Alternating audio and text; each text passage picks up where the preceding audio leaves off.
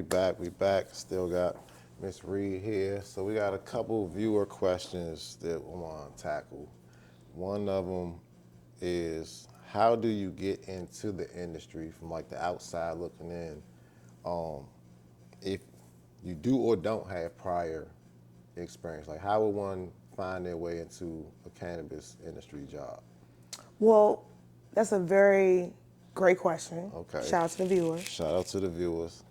Getting into the industry is as easy as filling out an application, taking the application to the place that you want to work at, and seeing if they call you back. So just find out where you want to, where will they find these applications? That's where it gets tricky. Yeah. That's where the system gets a little bit murky, right? Because one, you need to know who's hiring, right? Because everybody's not always hiring. Some people have a smaller staff, depending on where you want to work. And also, the places might not be near you. So you need to factor in like transportation and things like that. In traditional websites, you know, the Indeeds, the Craigslist, the even company website are places you can start. But I like to use LinkedIn. LinkedIn. Okay. And let me tell you why. Because it's the grown-up Facebook, right? Okay. The mess happens professionally there. Oh. So you know who's hiring, you know who's firing, you know what company just got a huge valuation or might got acquired and has to cut some staff. So being able to follow those companies, because they don't always update their website with that information. But they're going to update LinkedIn because their investors are looking there, their employees are looking there. And so I always tell folks, if nothing else, start in LinkedIn. Start on LinkedIn. So you need to know who the players are in your area, and then try to find their websites, their LinkedIn, all of their data, and then start putting applications. You stalk them like you stalk somebody else on Instagram, right? You should know, for example, there's a company who is not sponsoring this episode, so I'm not gonna say their name. But I do know that they're currently hiring, right? And they're hiring a slew of individuals, but that's not listed on their website, right? Okay. It's also not listed that they acquired, 4 new cultivation spaces where they're eventually gonna need to staff at least 100 people, right? So whether or not they're hiring now, I know in the future they're hiring. They're going to be hiring because their business models somewhat is being updated on that Absolutely. LinkedIn page. They putting the pictures up. They talking about, what they've acquired, their new CEOs. Like, that's where the noise is, right? It don't happen on Instagram because we get shadow banned on Instagram. We do. LinkedIn is a safer platform to be able to talk about business and cannabis specifically. That's where I would tell anyone to go. So LinkedIn is the Instagram of business. It's a little bit of Facebook. Facebook of business. And then a little bit, you got a little bit of Twitter. I will not call it its new name, right? Yeah. But like so you get the conversations around stuff where you're like, why would they even post that? Yeah. And then you get the updates like, oh, we just acquired 5 different locations. We're so excited for Q3, right? Yeah. They're not gonna put that on Instagram. They're not going to put all that out there for everybody to see. They putting it where the important eyes are. Exactly. See, there you go. There's the tip of the day. So what's another viewer question was, are there any certifications needed in this industry? Because I know a business is a business at the end of the day. So a lot of people that have like degrees in different things obviously will qualify for management type positions. But like we're talking entry level. Is there any type of certification that will help one's entry pay or chances of getting hired that would, does that even exist in this space yet? We have a lot of, certification programs that come through our state virtually. They are situated at our institutions, right? Through, everything from official certifications to master's level degrees.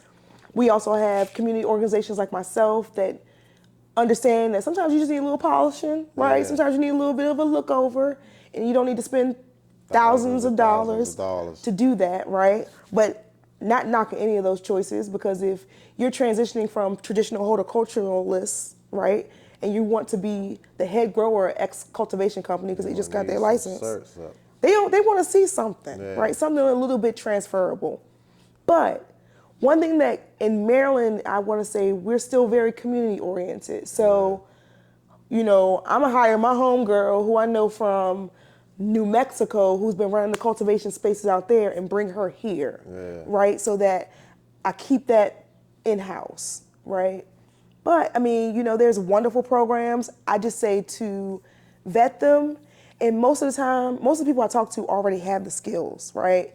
It's just transferable, right? You a floor lead at Lush or Apple, you can be a shift lead at a local dispensary. Yeah, right? that's what I was saying. Like a lot of those positions they kind of mimic each other. So like a business is a business, and a lot of those positions are transferable. As far as like plant touching positions, we were talking about like how do you even state on an application, so to speak, that you have cultivation experience in a state that wasn't allowing cultivation until recently. How you got 6 years experience and we only been legal for 8 months? What's going on? Like, is that, are we in a comfortable space to where your history can benefit you now because it's more transparent and they're not gonna judge you for it? It depends, Okay. right? Like, I mean, our industry is still very much considered a baby industry. It's very much an infant. They will fly out their cousin, brother, sister, friend, God, right? Someone who Somebody. has that resume. Resume and the connections. So I've seen connections happen like that, but I've also seen connections happen at local networking events where it's like, oh, you know, so and so works at this company. They're looking for a role that maybe you can help them out with, right? And you having that conversation over a J in the parking lot, or hitting the Puffco in the bathroom when you wasn't supposed to be hitting the Puffco at the bathroom. But you know, those are how Getting connections out are there. made. That is very true, because I've bumped shoulders with a lot of people in DC, Maryland, and Virginia by going out to events, talking, networking, letting them know what I do. And they, oh, all right, well, yeah, take my card, et cetera, et cetera, et cetera. So yeah, I think that's a very strong tip. Oh, for people yeah. that might be a little timid about revealing themselves if they're actually trying to get into this industry. Now, I understand if you're trying to keep everything the way it is, that's fine. There's no quarrels in that. But if you're trying to and you have the interest to get into the industry, you should go out and bump shoulders, so to speak. Absolutely. If you're comfortable. If you're comfortable. Because some people do have social anxiety. And for that, I say find a way to connect virtually, Well, get right? you some indica and relax. Take your ass on out there, talk to them. But yeah, whatever works. You know what I'm saying? Find a way to talk to somebody about what you're passionate about. We've been connecting for years in different ways. Just find a way that you connect. And even if it's like they come to one of your soil building workshops, right? And they've been growing in their basement for, you know, however long they have, right? I think being able to be there and comfortably talk about what they're doing, space, it allows them to then take the next steps to do it in another environment. Yep. They be at them workshops acting like they done known each other forever. It's like communion. That's what I always say when I come out to like holler at my homies, we go to events, or like I might just come pull up at one of my folks' house and we doing a soil mix. I call it communion, because we just out there being able to be ourselves freely, talk about all of these plant stuff, and take tips from each other. Hey, I tried this, or I ran this. Like, don't run that one. It ain't worth it. This, that, and the third. So like, yeah, those environments help lessen the tension that one might be holding on to as far as like social anxiety or openly communicating about something that they're obviously passionate about. Like the one last week, I don't even think none of them met. Like 2 of them might have met before prior to that, but they was just, you know what I'm saying? Community builds that. builds that. Community breeds that, right? Yep. Like, and shout out to you for being a steward of that, because not everyone can shoulder a dozen individuals or more, 2 individuals or more, and helping them find that connection. That comfortable space. I feel like, I don't know, I don't want to say I shouldered it. I feel like I'm kind of just carrying on the torch, because you got people like Scrogger or J Mill. I've known J Mill since high school. Really? And it's like fresh I wouldn't say she wasn't even out of college. She was in college and she was just like, fuck it, jumped into the fire. You know what I'm saying? So people like that, before I even got into the fight, was already shouldering it. So it's like, all right, let me go ahead and carry the baton. Because a lot of people aren't comfortable being that steward, being that person that can say, hey guys, I'm comfortable in what I'm doing. This is how we do it. Or, you know, let me know how you do it. I might not know everything. Show me this, that, and the third. So, you know, I think we all play a role in it. We all was just one piece of A bigger the puzzle. bigger puzzle. You know what I'm saying? Yeah. Trying to get the bigger picture to be as beautiful as we need it to be. But to shift gears a little bit, we just had the Maryland lottery recently. We did. I struck out. Oh for 2 over here, baby. A lot of my peers struck out. I did have a few people reach out and that did actually get awarded. And congratulations to them. Hopefully they get squared away and everything takes off. But how do you feel about the process, the road that we had to go down, and like the lottery aspect in general? Well, I will say, you know, to get to this point has been a long time coming. I remember when we were getting legislation thrown out for Left and right. just for years, It was right? vetoing David Moon was everything. taking them on the chin, but like Yeah, to get to this point is a little bit bittersweet. Because, like you mentioned, I struck out too. I struck out too, baby, too. times two. And I think that for me, I had to kind of to understand that there was a process that needed to be done. I do know that there's a lot of whispers around the second round. There's a lot of whispers around, you know, what that looks like. But I'll tell you this, and it may still be an unpopular opinion, but I was never for the limited license caps. Okay. Right? Like when I made the decision to say I'm going to go on this path towards licensing, I wanted the same opportunity that a lot of other businesses in the state of Maryland that we pay our taxes for had. And so when the lottery came, it was kind of like, okay, this is the game that we're going to have to play. Yeah. And shout out to the state for making sure that the game was at least a little Somewhat balanced level. and not biased. There's a lot of criticism, but you can't please everybody, so it's kind of like you gotta take what you can get. But yeah, I kind of feel like you gotta take the shot, and a lot of folks aren't too happy about not being able to show their merit and let the cream rise to the crop, and just, you know, let whoever's really gonna be there and get it done versus, like, you know, probability, so to speak. Right.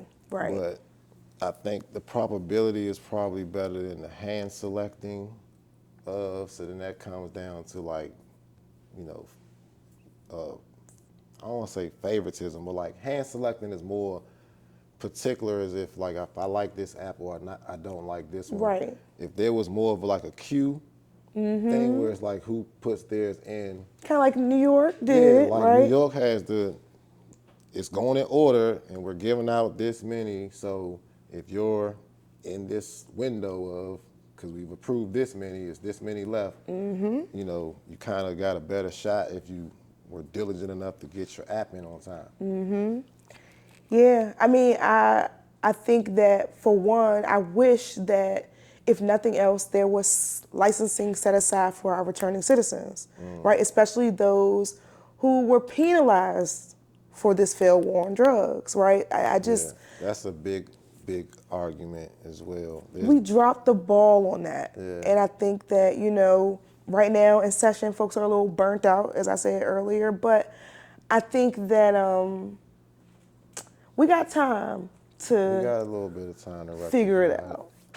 and see where it's saying. We striked out when it Yeah. came to the license, Right. but there are other opportunities I feel for us to get into the market, not us per se, but others who feel like this ain't the dream I wanted, right? Like there are, well, they gave out how many licenses, right? Growers, processors need products that don't look like the products that are on the shelves.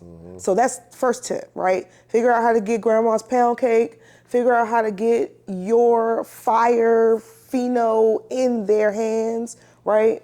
Figure out a way for, there's operators who are coming into the state that are looking at licensing deals for products that are doing amazing outside of our state, right? People want hot sauce, they want savory things. So like figuring out a way to partner with those people who are going to need to shore up their businesses in 18 months is important. I think processing is going to be a big part of our industry moving forward.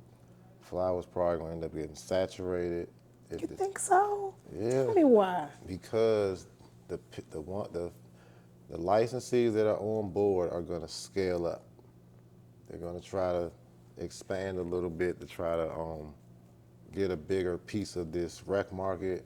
And then you got all these new people that's coming on board, some of them standard and micro. They're going to take up a lot of spaces, and everybody's going to probably overproduce. And the flour's not going to move fast enough.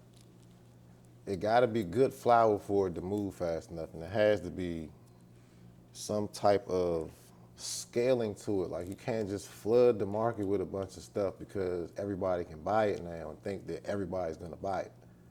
So I feel like this is a really good time to be like, if your flour is fire, it's never going to stay on the shelf. No, it's not. But is the flour fire, though? Who will be determining that? The community. The community will be determining that. So start where you are, right? Get your product in front of the people who are going to talk about it when it's on the shelves, so that's never there. Shout out to a local cultivator out in California, and they are a brand that people are going crazy to get into their shelves, right? But they only operate in California. So like, I think people really don't think about the value of your community, right? I've tasted product that I've wanted since I've had it and haven't had it since July. And I'm really excited because I get to try it, right? Like, you want that experience, right? I'm growing some of your stuff, right? I can't wait for it to finish, even though I already know the terpenes is going to be... It's going to be crazy. Right? Like, believe that. And then I'm going to share it with somebody else who's going to be like, where you get this cut from? And I'm be like, oh, let me put you on to my friend who now they going to have a party. Somebody going to ask about it, go to a local dispensary, ain't never heard of it. Now they calling you like, so what's up? Yeah, so that's a good segue, because that's kind of one of the options I'm looking at now as a grower who struck out in the lottery. Shout out to the lottery. Round 2's coming. I'm going to be patient. We're going to keep it moving. But how does one get into like a white label situation with a licensee that's looking for popular product, whether it be localized or somewhere else? You know, it might be a breeder from wherever that has something that people are is very much in high demand. How does that work in the license space? You got to be real creative. And I got some intellectual property that's coming up, but I want to tell you that you have to get your products in front of the people. The right people. But bump the people who are signing the checks, who are going to pay you the invoice, who are going to sign your contract. You need to talk to their workforce, right? You need to talk to their, younger cousins and aunties who are playing sports, all of those different things. Like, you got to find a way that they will never not see you. So when you go and be like, hey, I'm such and such, I have this amazing product. Yeah. Have you heard of it? And they're like, yo, I've been looking for you. Exactly. Or you, like you said, like we've been saying the entire interview, you build your table. The people come to you, right? The reason why Washington, D.C. has been such a invigorating market when it comes to the gray area is because people built their communities. The days of I-71 were glorious, right? Like, and they're crashing, but they were glorious nonetheless. The heyday. Yeah. That can never be recreated. Nah, that's that. You had to be there. You had to be there. You had to be there. But like Maryland, you can do something similar in the vein of bringing people together, some of an exciting way, and you doing it right. Like the growers are coming out, and they grows. that's what I'm trying to make a comfortable space for us. You know what I'm saying? Yeah. Having deja vu. So it's like it's more of us than you think it is.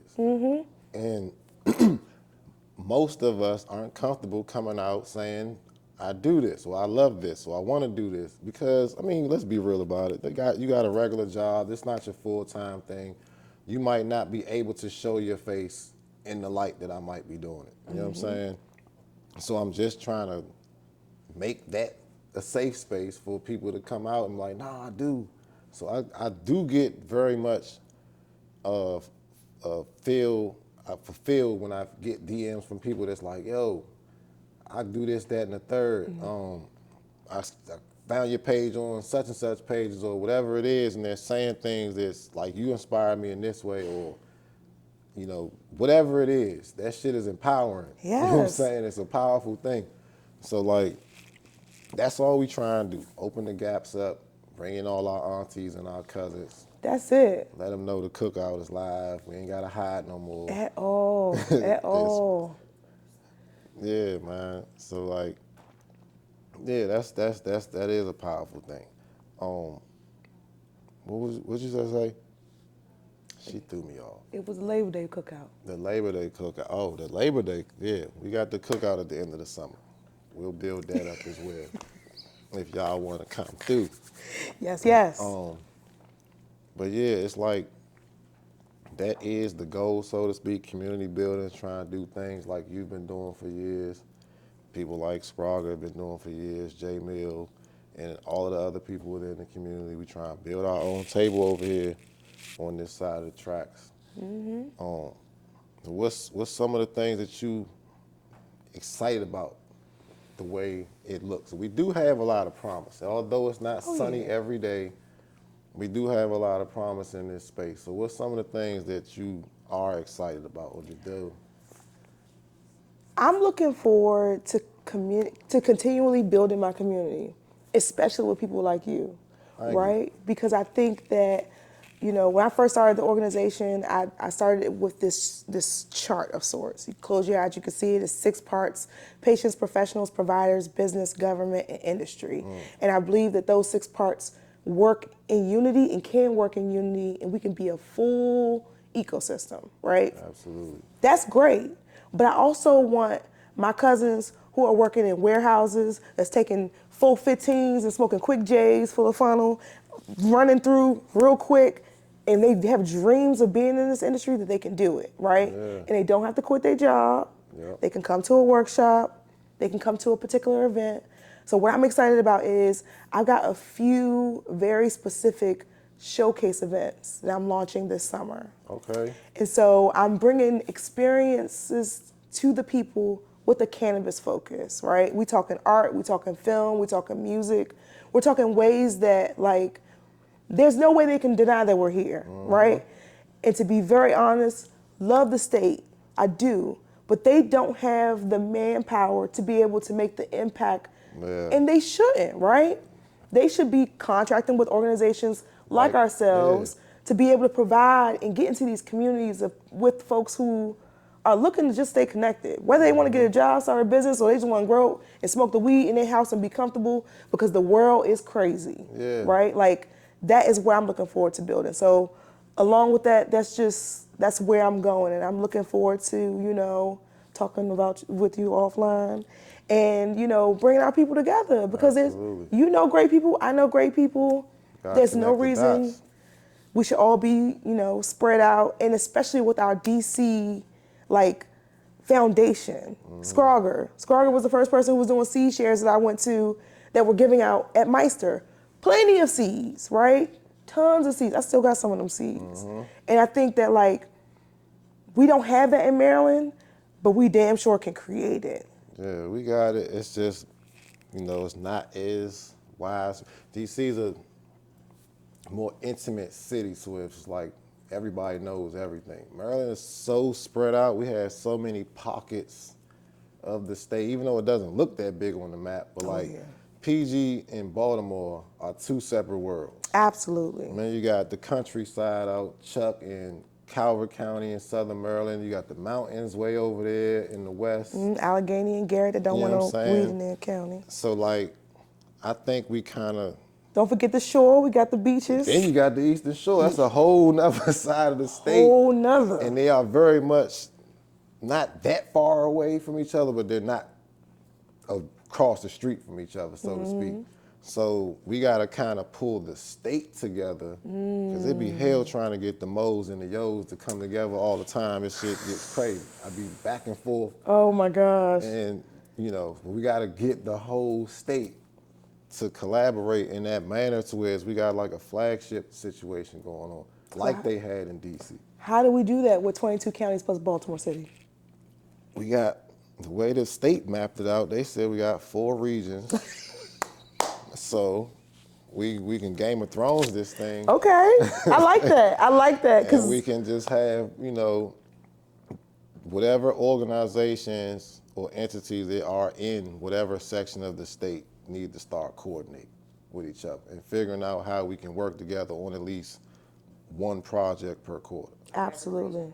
And every, you know what I'm saying?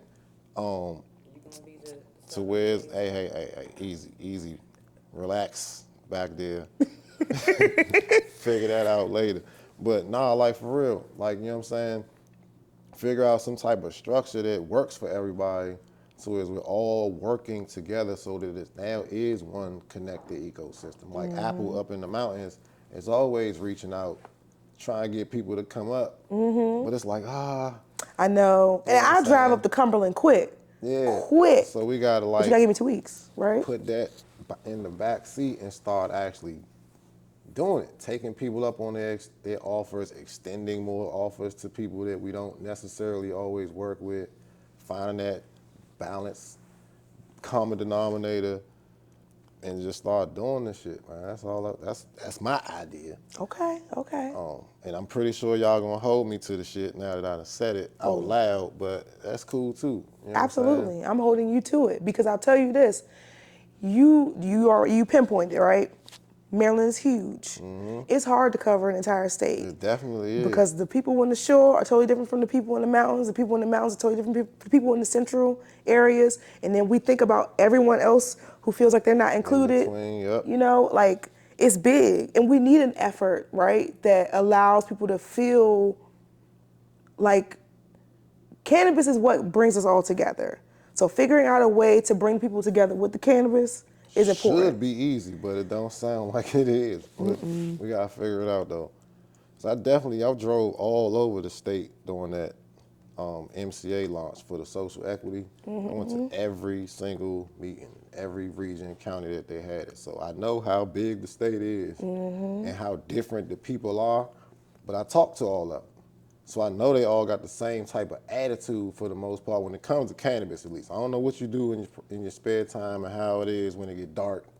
You know what I'm saying? Because when it's light outside and when it's dark outside, it's a different thing. But it was all cool motherfuckers. I ain't meet nobody that wasn't on the same type of shit I be on.